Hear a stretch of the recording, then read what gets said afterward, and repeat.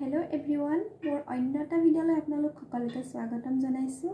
যিহেতু লাই শাকৰ সিজন চলি আছে, সেয়ে মই ভাবিলো আজি লাই শাক আৰু গাহৰি মাংসৰ জুতি লওঁ।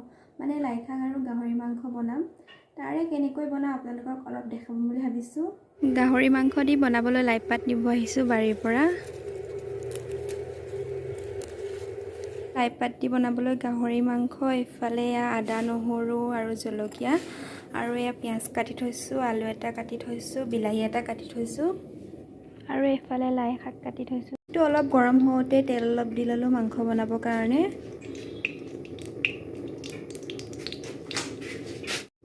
তেলখিনি গৰম হওঁতে পিয়াজখিনি দি দিলো মই।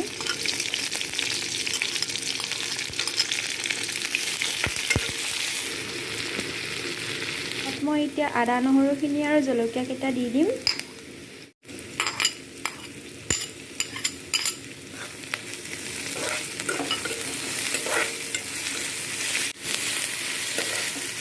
মাংসখিনি ঢালি দিছো।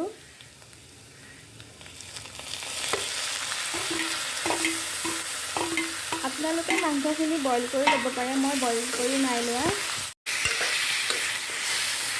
মাংসত হালধি অলপ দি দিছো, অলপো দি দিছো। এতিয়া এইখিনি ভালদৰে অলপ টাইম ভাজি ল'ম। মাংসখিনি অলপ ভাজি লোৱাৰ পিছত মাংসৰ পৰাই লাহে লাহে তেল ওলাই আছে। এতিয়া মই মাংসখিনি অলপ টাইম ঢাকি দিম। মাংসখিনি আধা ভাজা হওঁতে মই এতিয়া ইয়াত আলুখিনি দি দিছোঁ। এইখিনি দি মাংসখিনি এনেদৰে লৰাই আছোঁ।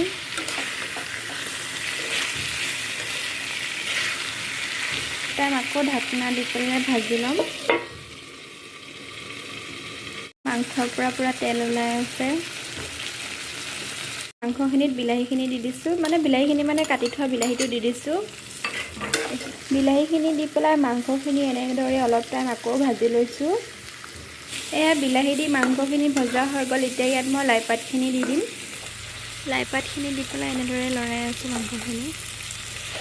লাই পাতখিনি গলি গ'ল। পাতখিনি গলি যাওঁতে ইয়াত পানী অলপ দি দিছোঁ মই। এয়া মোৰ লাই শাক আৰু গাহৰি মাংসৰ চব্জি ৰেডি হৈ গ'ল। ভাত ৰেডি হৈ গ'ল। ইফালে কুন্দুলি আৰু আলু ভাজিছিলোঁ, ইফালে বুট আৰু বিলাহী অলপ চালাড বনালোঁ। এয়া লাই শাক আৰু গাহৰি মাংস, ইফালে অমিতা দি দাইল বনাইছিলোঁ। এখন থালি মোৰ প্ৰতিদেৱৰ কাৰণে ৰেডি কৰি। লাই শাক দি বনোৱা গাহৰি মাংস খাই সঁচাকৈ বহুত আমেজ লাগিল। যদিহে মোৰ ভিডিঅ'টো চাই ভাল পালে তেনেহ'লে মোৰ ভিডিঅ'টো লাইক কমেণ্ট শ্বেয়াৰ কৰি দিব। লগতে আপুনি যদি মোৰ চেনেললৈ নতুনকৈ আহিছে তেনেহ'লে মোৰ চেনেলটো ছাবস্ক্ৰাইব কৰি দিব।